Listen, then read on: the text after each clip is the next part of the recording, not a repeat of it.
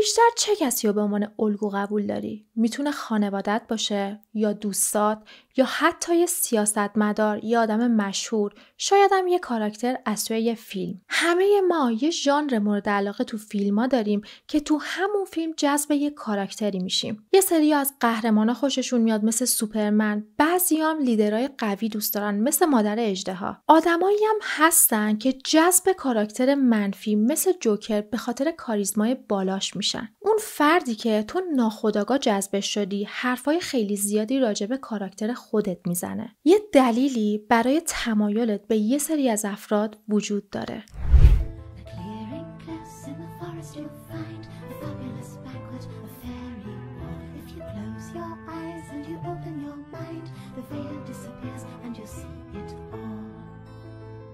سلام بچه‌ها، من حدیثم. به ویدیو جدید من خیلی خوش اومدین. همونطوری که قول داده بودم تو این ویدیو بجز این که تمام آرکیتایپ‌ها یا همون کهن الگوها رو کامل می‌کنیم، راهکارش هم میگیم که اگه به هر دلیلی دوست داری آرکیتایپتو عوض کنی، بدونی چجوری باید این کار رو انجام بدی.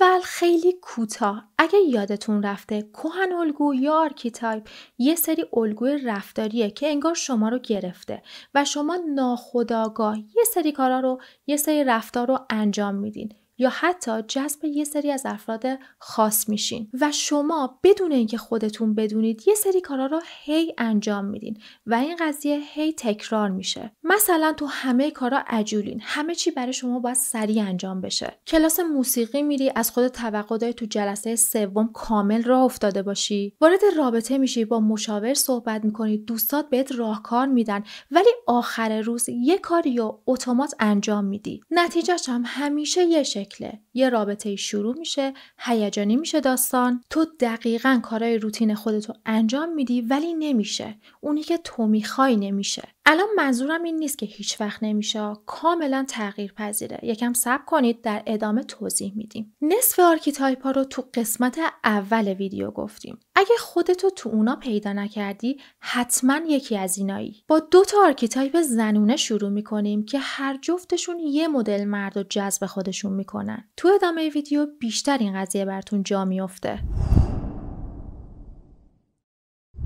اولین کهن الگویی که امروز میخوایم راجبش یاد بگیریم هستیاست. این الهه یونانی نماد خونه و اون گرما و صمیمیت بین اعضای خانواده است. اکثرا تو خونه یونانیا یه آتیش مقدس به اسم هستیا روشن نگه میدارن. کنارش میشینن، دعا میکنن که همیشه خونه‌هاشون گرم و پر آرامش باشه. حالا افرادی که کهن الگوی هستیا رو دارن چجوری تشخیص بدیم؟ اولین چیزی که راجع به اینا میشه راحت تشخیص داد اینه که اینا خیلی منزوی و درونگران، از سکوت و تنهایی خودشون لذت میبرن و هر وقت اینا رو تو جمع میبینی کاملا متوجه میشی که معذبن. تو جمعی که آقایون باشن یکم خجالتی‌ان، با خانوما اوکی‌ان تا زمانی که بحثا راجع به چیزای غیبت‌طوری و اینا میشه. اون موقع قشنگ معلوم میشه که اینا معذب و ناراحتن. میشه گفت این جمع گریز بودن هستیا یکم نقطه ضعفشه، ولی از اون طرف خیلی آدمای خلاقین. اونایی که این کهن الگو رو دارن اکثرا هنرمندن، نقاشن، عکاسن، نویسنده‌های خیلی خوبین. اینا انقدر تو محیط خونه راحتن، ممکنه چندین ساعت تو خونه باشن،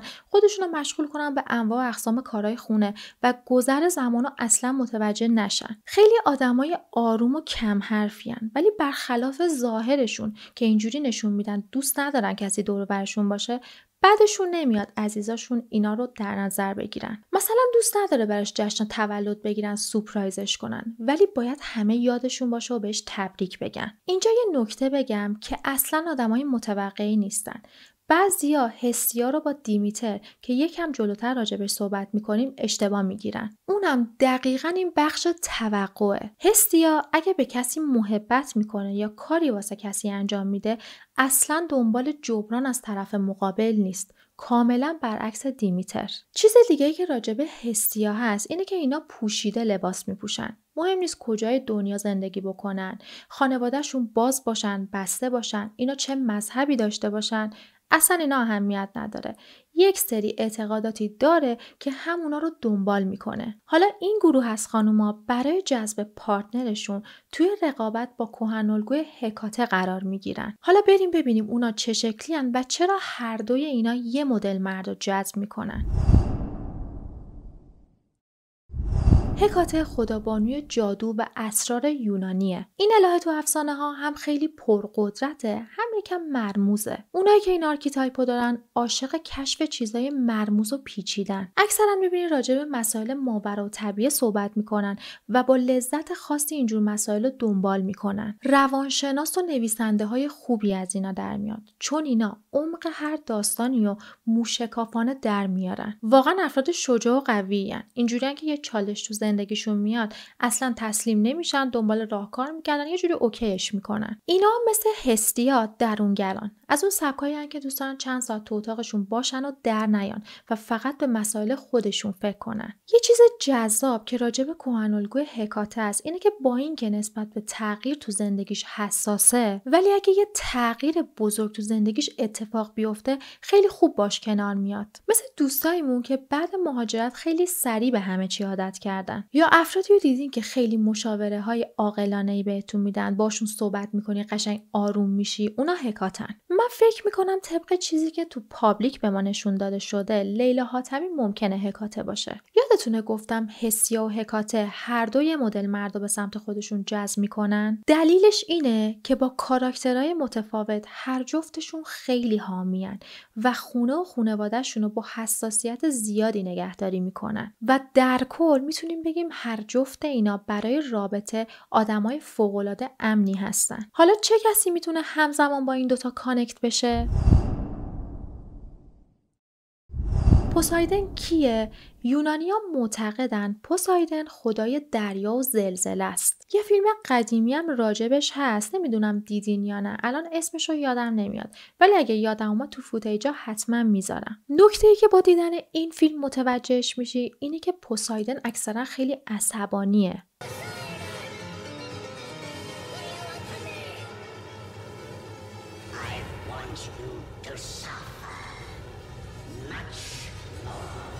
به همین خاطر مشخصه بارزی که تو آقایونی که این کهن‌الگو رو دارن میبینیم خشمه. اینا معمولاً سر هر مسئله کوچیکی سریع از کوره در میرن، نمیتونن هم جلو خودشون نگه دارن، خیلی سریع واکنش نشون میدن. یکم که باشون آشنا میشی میبینی با اینکه اینا خیلی جدی از زود جوش میارن، برعکس ظاهرشون فوق‌العاده عاشق میشن و به هر دلیلی اگه رابطه کار نکنه و کات بشه خیلی اذیت میشن. یعنی زمان زیادی میبره که اینا بتونن اون آدمو فراموش کنن. اگه به جمع دقت بکنید یه پسر نسبت به بقیه پسرها تصمیم گیرنده تره، اینجوری که مثلا برنامه یه سفر کامل اون میچینه. اگه به جمع دقت بکنید یه پسر نسبت به بقیه پسرها تصمیم گیرنده تره، اینجوری که مثلا برنامه یه سفر کامل اون میچینه. بقیه هم اگه موافقت نکنن بهش بر میخوره، همه ترس این که ناراحت نشه به حرفش گوش میدن. نسبت به اطرافیانش، پارتنرش، خانوادهش، دوستاش خیلی مسئولیت پذیره. آقایونی که آرکیتایپ پوسایدن رو دارن اصلا قابل پیش بینی نیستن.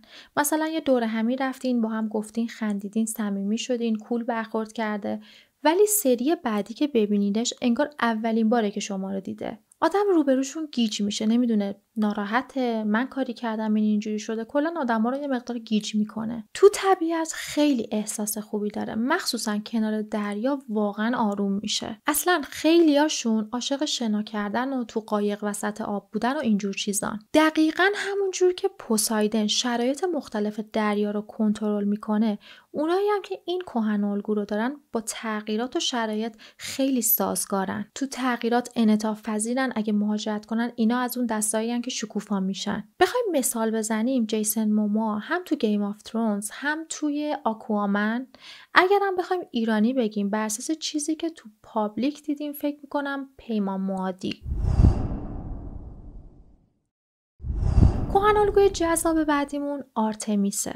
الهه شکار و طبیعت وحشی. از اونجایی که این الهه ترجیح میده تنها دور از اجتماع توی طبیعت وحشی زندگی کنه، افرادی هم که این کهن الگو رو دارن خیلی مستقلن، دوست دارن تنها همه کارشون رو انجام بدن، به هیچ کس هم وابسته نباشن. دخترایی که این آرکیتایپ روشون سواره خیلی راحت یه سری از تصمیما رو میگیرن و به نظر خودشون هم خیلی اعتماد دارن. این شکلی نیستن که بتونی روشون تاثیر بذاری یا عوضشون کنی. هدفهای قوی دارن، خیلی هم پشت کار دارن، انقدر میرن تا یه کاری که میخوان رو انجام بدن. یه چیزی که خیلی تو اینا جذابه اینه که بجز محیط خانواده که توش نقش محافظ دارن، تو محیط بیرونم دقیقاً همینن. مخصوصا این حسو در برابر خانوما و بچه‌ها دارن. آرتمیسیا اکثرا فمینیست میشن، یعنی اینا اگه تو محیط بیرون ببینن خانومی یا بچه‌ای تحت خطره، حتما وارد عمل میشن و یه اکتی انجام میدن. عاشق طبیعت و حیواناتن. از این سبکان که کوهنوردی دوست دارن، کمپینگ دوست دارن، امکانش هست که تو گروه محافظت از محیط زیست یا حیوانات عضو باشن. اینا خیلی شجاع و نترسن، چون خودشونم اکثرا رو راست و صادقن، دروغگو رو خیلی راحت تشخیص میدن. خیلی هم رک بدون رو درباسی قشنگ طرفو همونجا رستش میکنن. به خاطر همین مشخصشون یا اصلا دوست ندارن یا دوستای خیلی محدودی دارن، ولی با همونا رابطه خیلی خوب و قدیمی دارن. من فکر میکنم باران کوثری مثال خوبیه برای آرتمیس. حالا ببینیم چه کسایی جذب آرتمیس میشن. اون مردایی که آرکیتایپ غالبشون هرمسه. هرمس تو اساطیر یونانی یه خدای چند وجهیه. مثلا تو داستانا یکی از کارهایی که هرمس انجام میده پیام رسانیه. اینجوری که هرمس رابطه بین خدایان یونانی و انسانا بوده. می اومده دستورای خدایان رو به انسانا میگفته، از اون طرف خواسته های آدما رو به خدایان منتقل میکرده. به خاطر همین پسرایی که کهن الگوی هرمس روشون سواره خیلی روابط اجتماعی بالایی دارن. یعنی هر کیو بذاری روبروی اینا خیلی راحت میتونن یخ طرف مقابل رو بشکنن. یا وقتی دو نفر نمیتونن با هم سر یه بحثی به تفاهم برسن، اینا پل ارتباطی بین اون دو نفر میشن. قشنگ حرف اونو به اون یکی میفهمونن و برعکس. یعنی در کل میتونیم بگیم میانجیای خیلی خوبی هن. اینا همیشه تو دست و بالشون یه ایده خوب هست. حالا میخواد کاری باشه، برای رفع یه مشکلی باشه، همیشه یه ایده‌ای دارن. آدمای پر انرژی و شوخی هن. از اونا که توی جمعی باشن جو شاد میکنن. به خاطر همین خصوصیاتشون خیلی جاها حرفشون رو شوخی بهت میزنن. از همین طرفن تو مذاکرات کاریشون هم استفاده میکنن. کلا هر کجا به کارشون بیاد و به نفعشون باشه، با 4 تا جوک و مثال و خنده داستان رو به نفع خودشون جمع میکنن. عاشق سفر و ماجراجویی‌ان، تجربه‌های جدید و کلا دوست دارن و از محیطای تکراری یه مقدار خسته میشن. به خاطر همین حوصله‌شون که سر میره، خونه‌شون رو عوض میکنن، محیط کارشون رو عوض میکنن، چون کاملا اوکی‌ان با شرایط جدید، زود آداپته میشن. آقایون با آرکیتایپ هرمس دوست دارن از همه چیز سر در بیارن. به خاطر همین همیشه دنبال اینن که هر چی میاد اینا یاد بگیرن. ارز دیجیتال میاد، اینا میرن سری کلاس که یه چیزی یاد بگیرن. هوش مصنوعی میاد، یاد میگیرن با بهتریناش کار کنن. کلا ذهنیت بازی رو به جلو و آینده دارن. مثالش هم به ذهنم مجریای برنامه زنده میان که هم شوخ طبعن، هم میتونن با همه آدما خوب ارتباط بگیرن. مثلا جیمی فلن. از ایرانی هم میشه گفت مثلا احسان علیخانی. آتنا الهه دانش و جنگ. دخترایی که آرکیتایپ آتنا رو دارن شخصیت‌های جالبی دارن. مثل آرتمیس اینا هم شخصیت‌های خیلی مستقل و قوی هستن. هم آتنا هم آرتمیس هیچ کدومشون دخترای پیکمی نیستن.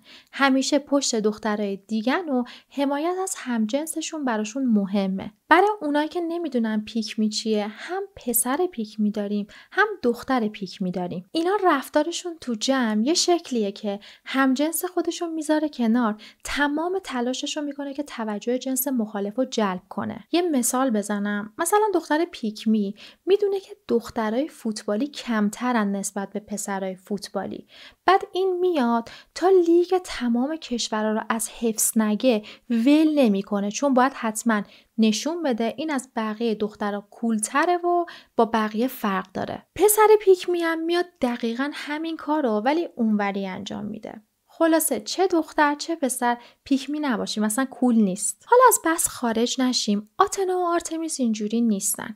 فرقشون اینه که آرتمیز یکم چکشی برخورد میکنه، ولی آتنا چون خدای خرد و هوشه همه مسائل رو منطقی مقدار استراتژی میچینه، همه چیز رو این شکلی و با آرامش حل میکنه. دختر آتنا تایپ متنفر یکی همش پیگیرش باشه. حالا این یکی که میگم حتما پارتنر نیستا، خانواده، دوست نداره آدمو خیلی پیگیرش باشن. اصلا فکر کنه استقلالشو دارن ازش میگیرن به هم میریزه. کاراشو خودش باید انجام بده، حتی تا این حد که دوست نداره آدمو بهش بگن این کارو من برات انجام میدم. اینجورین. اینا اکثرا مدیرای خوبی ازشون در میاد و یه چیزی که من ازش خوشم میاد، آتنایی‌ها خیلی منصفن. یعنی اگه باهاش بحثتون بشه، اگه بفهمه حق با شماست رو موزش وای نمیسه. از اینایی نیست که با قلدری رو حرفش وایسه، از موزش کوتاه میاد. خیلی کمالگران، به جزئیات یک کاری انقدر دقت میکنن، یعنی کاره باید 10 از 10 باشه. وقتی میشینی باش صحبت میکنی خیلی آدم پریه،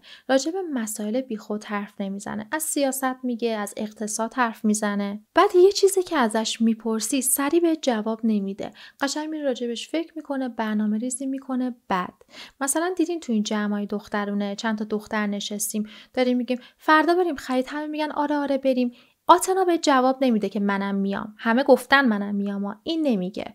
در عوض امکان اینکه آتنا تنها کسی باشه که میاد خیلی زیاده، چون همه کنسل میکنن به غیر این. یعنی اینجوریه که تصمیمای لحظه‌ای و عجولانه نمیگیره. قشنگ میره فکرشو میکنه، برنامه ریزی میکنه، اگه اوکی باشه بعد به تایید میده. به نظرم مثالش هم مریم میرزاخانی خدا بیامرز آتنا بود. حالا چه آقایونی کشش دارن به آتنا؟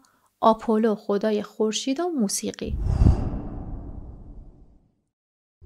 آقایونی که کهن الگوی آپولو رو دارن مطمئن باشین خونشون، اتاقشون، میز کارشون خیلی تمیزه، چون اینا عاشق نظمن. واسه کوچکترین کارشونم برنامه‌ریزی دقیق دارن. آپولویی‌ها 2 دستن، یا اینا تو زمینه‌های هنری مشغولن، موسیقیدانن، شاعرن و از اینجور چیزا، یا به خاطر اینکه آپولو خدای شفا دهندگی بوده اینا میرن تو زمینه پزشکی، یا پزشکن، پرستارن، چون مراقبت از دیگران، همین که ببینن حال یکی بهتر شده حس خیلی خوبی بهشون میده. خیلی اهل مطالعه‌ان، اصلا خشن نیستن. یه جا اگه ببینن دعوا شده آپولویا خودشونو میکشن کنار و دخالت نمیدن. مثال آپولو زیاد میاد به ذهنم. کارگردانا، موسیقیدانا مثل شجریان، انگار اینا متولد شدن که یه اثر هنری خلق کنن. بریم سراغ آخرین آرکیتایپ های مرد و زن. صحبتمون رو با دیمیتر شروع میکنیم که الهه زمین و کشاورزی و باروریه. همینجا اولین چیزی که میفهمیم اینه که نماد مادرانگی و محبته. دیمیتریا خیلی مهربونن، برای افراد دیگه واقعا دلسوزی میکنن. اگه کمکی از دستشون بر بیاد اصلا دریغ نمیکنن. اگه یادتون باشه اول ویدیو گفتم هستیا محبت میکنه بدون توقع، ولی دیمیتر وقتی محبت میکنه، فداکاری میکنه، انتظار جبران داره. در اصل انگار دیمیتر با عشق و محبت یه جور معامله انجام میده، یه چیزی هم باید به خودش این وسط برسه. خانمایی که آرکیتایپ دیمیتر رو دارن اصلا به دنیا اومدن که مادری کنن. اگه بچه دار بشه واقعا قوی ترین حس رو برای بچهش میذاره. و یه چیزی بگم، این حس فقط واسه بچهش نیست. دیدین بعضی از خانوما خیلی مراقبت ویژه‌ای از پارتنرشون انجام میدن، مثلا حتما غذا خورده باشه، لباس کم نپوشه، یه وقت سرما نخوره، اونا رو میگم. کلا دیمیتریا عاشق مراقبت از دیگرانن. دوست دارن یه باغی داشته باشن، بهش برسن، گل بده، میوه بده.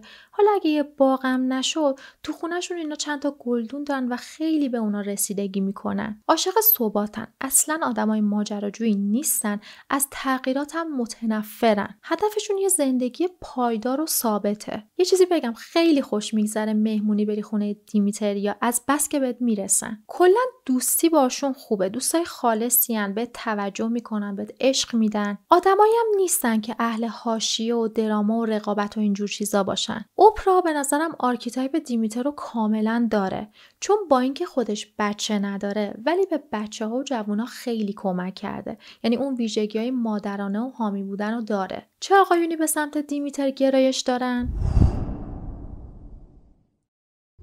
هفایستوس خاص‌ترین آرکیتایپ مردونه رو گذاشتم آخر. خدای آتیش و آهنگری یونانیه، از بین تمام آرکیتایپ های مردونه که تا الان گفتیم وفادارتره. اینا فوق‌العاده نسبت به پارتنرشون احساسیان، وفادارن و حسابی عاشق پیشن. یه خونه زندگی با ثبات و عشق میخوان، خیلی کارین، پشت کارهای قوی هم دارن و به خاطر اینکه خلاقه همیشه ایده های خوبی داره و واسه همون ایده ها واقعا تلاش میکنه که بهش برسه. برعکس آپولو خیلی منظم نیستن. تو خونه یکم شلختن، حتی غذا خوردن و خوابیدنشون هم یکم نامنظمه. دیدین بعضی از پسرا خیلی اهل صحبت کردن نیستن ولی تکسترای خوبین؟ وقتی میبینیشون خیلی آرومن ولی بعدن تو تکست تازه کاراکتر واقعیش معلوم میشه. چون خیلی خیال پردازن، عاشق فیلمای تخیلی ان. اکثرا هم چون دوست نداره یا خیلی دوستای محدودی داره، علاقه داره با پارتنرش بشینن تو خونه و این فیلم و سریالا رو ببینن. یعنی این کار براش خیلی لذت بخشه از مهمونی رفتن و خیلی کارهای دیگه است. یعنی تفریحش اینجوریه. خب بریم سراغ اصل مطلب. حالا که تمام آرکیتایپ های مردونه و زنونه رو تو این دوتا ویدیو دقیق بررسی کردیم، الان دیگه هر کسی میتونه تشخیص بده خودش کدومه. بعد اینکه ما اینو فهمیدیم یا از این قضیه راضیم، باعث میشه دلمون بخواد خودمون رو بیشتر بشناسیم، نقطه‌های ضعفمون رو بدونیم، دونستن نقاط قوتمون اعتماد به نفسمون رو بالا میبره، یا دلمون میخواد به هر دلیلی شیفت کنیم روی آرکیتایپ دیگه. دلیلش هم هر چی میتونه باشه. اصلا ممکنه به خاطر کهن‌الگوی قالبت فقط یه سری از افراد خاص بیان سراغت و تو اینا رو نمیپسندی. دوست داری با افراد دیگه‌ای وارد رابطه بشی. مهمترین چیزی که تو این نقطه باید بدونیم اینه که آرکیتایپ سوار بر ما، اونی که بیشتر فکر میکنیم اونیم. خیلی فاکتورها تو به وجود اومدنش دخیل بوده، مثل جایی که به دنیا آمدیم، شهرمون، خانواده، پدر مادری که ما رو بزرگ کرده. چون پدر مادرها معمولاً آرکیتایپ خودشون رو به نسل بعدی منتقل میکنن. فرهنگی که توش بزرگ شدیم، زمانی که توش متولد شدیم، تا این حد که دهه‌ای که ما به دنیا آمدیم رو کهن‌الگوی ما تاثیر مستقیم میذاره. مثلا دهه 30 نقش خانوما تو محیط خونه یا حالا کارهایی که باید تو خونه انجام میدادن خیلی بولد بوده. پس همون نقش رو به صورت استاندارد همه قبول میکردن و اون موقع اکثر خانوما کهن‌الگوی دیمیتر داشتن. بعد اومدیم جلوتر، اوایل دهه 50 جنبش‌های فمینیستی شروع شد. خانوما برابری جنسیتی خواستن، شغل بهتر خواستن، دلشون میخواست درس بخونن. یهو اون موقع اکثر خانوما آرکیتایپشون به آتنا نزدیک شد. از اونور آقایون اوایل دهه 60 چون جهان تو رشد اقتصادی بوده، شروع کردن با هم به رقابت کردن. واسه موفق تر شدن با هم رقابت میکردن. اکثرشون هم اون موقع به آرکیتایپ زئوس نزدیک شده بودن. بعدش تو دهه 70 به خاطر اینکه فیلمای اکشن و قهرمانی خیلی محبوب شده بود، آقایون شروع کردن به بدنسازی رفتن و درشت کردن بدنشون که به آرکیتایپ‌های قهرمانی و شجاع نزدیک بشن. الانم همین جوری خودتون یه نگاه بندازین، متوجه میشین که آدمای هر دهه با دهه قبل و دهه بعدشون کاملا فرق میکنن. پس نتیجه‌ای که میگیریم اینه که آرکیتایپ کاملا قابل تغییره. اوورنایت انجام نمیشه، یه کار یه شبه نیست. فکر کن 14 سالته، 25 سالته، 40 سالته، هر چند سالته، تو بر اساس تجربه‌ای که تو زندگی کردی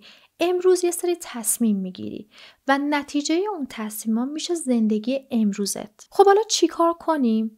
بعد اینکه فهمیدیم کدوم آرکیتایپیم، میایم آرکیتایپ هدفمون رو مشخص میکنیم. بعد تازه شروع میکنیم اون آرکیتایپی که میخوایم بهش تبدیل بشیم و حسابی میشناسیم. اون بخشی که از اون آرکیتایپ دوست داریم تو رفتارهای روزمره‌مون شروع میکنیم به تمرین کردن. یه ذره باید این کار رو انجام بدیم، یه جوری که اون تغییرات بتونه در ما به صورت دائمی بشینه. مثلا اگه یه نفر پرسیفونیه و دلش میخواد آتنا بشه، میتونه از اینجا شروع کنه که رو تصمیمای خودش قاطعانه ایستادگی کنه.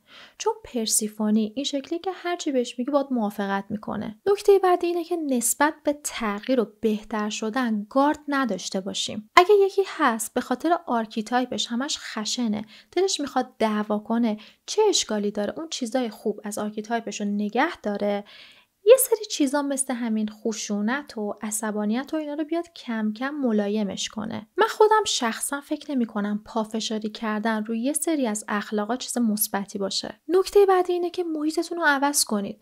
اگه شما توی جمعی میشینید که همه دارن از بدیایی که زندگی بهشون کرده و اینا قربانی شدن میگن، جمعتو عوض کن، دوستاتو عوض کن. چون بدون دیر یا زود نفر بعدی که قربانی شده، نفر بعدی که شانس نداره، نفر بعدی که بهش خیانت میشه خود تویی. در کل برای شیفت بین آرکیتایپا دنبال اون محرک بگرد. دنبال اون اتفاقی که دوست نداری ولی هی داره برات تکرار میشه. رمزشم زمان، تمرین و تکراره. خب بچه‌ها به آخر این ویدیو رسیدیم. ممنونم که تا اینجای ویدیو همراه من بودین. اگه میخواستم شیفت جداگونه هر کدوم از آرکیتایپ‌ها رو بگم، مثلا اینکه چجوری از هیدیز آرس بشیم یا مثلا چجوری از دیمیتر آفرودیت بشیم، ویدیو خیلی طولانی میشد. اگه یه شیفت خاص مد نظرتونه تو کامنت‌ها بپرسین، در حد یک کلید راهنمایی میکنم. ضمن این ویدیو ادامه پارت 1 بود. اگه پارت 1 رو ندیدین حتما ببینید چون نصف آرکیتایپ‌ها رو اونجا بررسی کردیم. در آخر نظرتون راجع به ویدیو با هم به اشتراک بذارین و اینکه تو ویدیوی بعدی میبینمتون.